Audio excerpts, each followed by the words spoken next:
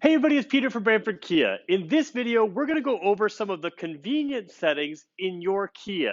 And this seems to be something that a lot of people are either confused about or intimidated about, and that makes sense. Maybe they haven't been explained, and some of the wording can be confusing. So we're going to go over all of that in this Kia class.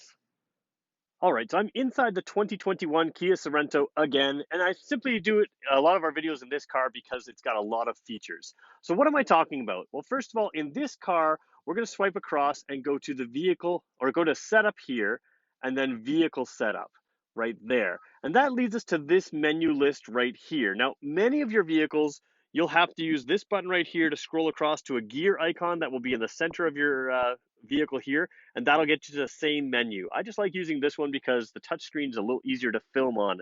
At least I think so. So then you're going to scroll down, and if it's on your steering wheel, you just use the down arrow keys until you get to convenience. Click on that. Now here's a couple of things in this car. Your car may have some different features. The one I'm going to talk about in your car that may not be in this convenience menu, they separated out here, is the seat. Sometimes you have the seat easy access, or they call it comfort access. And that is when you turn the car on or off, the seat can move, the driver's seat can move forward or back when you turn the car off. If you have it set to normal like this one is, then what it's going to do is just slide back to a certain distance. If you have it set to extended, it can slide far enough back that maybe a shorter person can't hit the brake while they hit the start button, and then they can't start the car very easily. So you can turn that on or off right here. That's the seat easy slide, or the comfort access.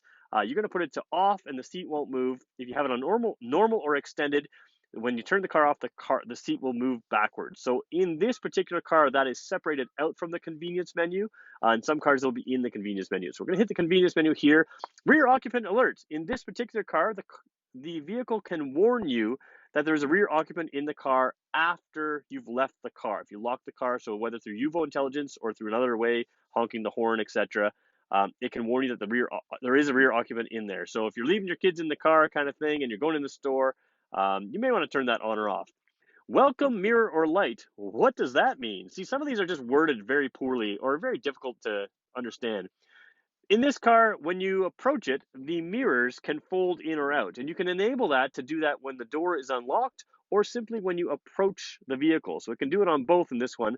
Sometimes it's just when you approach the vehicle, it'll slide out, and that is also the light, usually the one in the door handle. So in the back of the door handle, the body side will be lit up by a light in the back of the door handle, and you can enable those things in here. Scrolling further down, we've got the wireless charging system. I was asked about this morning. Someone's wireless charging system wasn't working. That is to do with your cell phone. So that has nothing to do with a car. Sometimes on electric vehicles, people get confused about this. But the wireless charging system has to do with wirelessly charging your cell phone. In this vehicle, it's down here, and you're looking for that light to turn on when your vehicle or when your cell phone is charging. So that might not happen if the doors are open. It might not happen if you have too thick of a case, or it might not happen because you have this checkbox not checked. Auto rear wiper in R. Another weirdly worded thing. What this does is when you put the car in R, in other words, in reverse, your wiper will do a sweep. I recommend turning that off if you're in like Canadian environments where you have the snow and ice that can build up. Sometimes the ice can prematurely wear your wiper, but 3 seasons of the year in Canada and many seasons anywhere else, you can leave that on. So when you throw the car in reverse, it'll give a quick swipe of the window. And that makes sense because the aerodynamics of a lot of these cars causes those rear windows to get covered in dust. And a quick rear swipe when you're in reverse can help out. This one's new in our vehicles. Vehicle auto shut off. Now, most people are thinking, I never want my vehicle to shut off. But what's going on right now is I'm sitting in this vehicle in the on position, and it is currently counting down. If you see that, the 26-minute mark, 25-minute mark, it is just going to shut itself off after a while. And that saves your battery life if you have it running if you have it sitting like this without the engine running.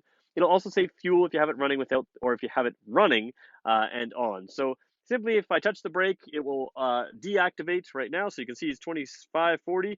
I hit the brake and it deactivates, and it will start over again in a little bit.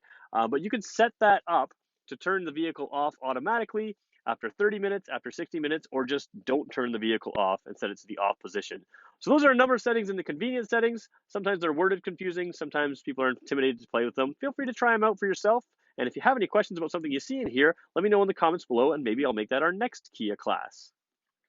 So we do a Kia class like this every week, twice a week just to teach you about your vehicle in fairly short format. Most of them are a little shorter than this one. We also do a live video from this video bay every single weekday at 2 o'clock on YouTube, where we spend about a half an hour going through a new vehicle to really go in depth.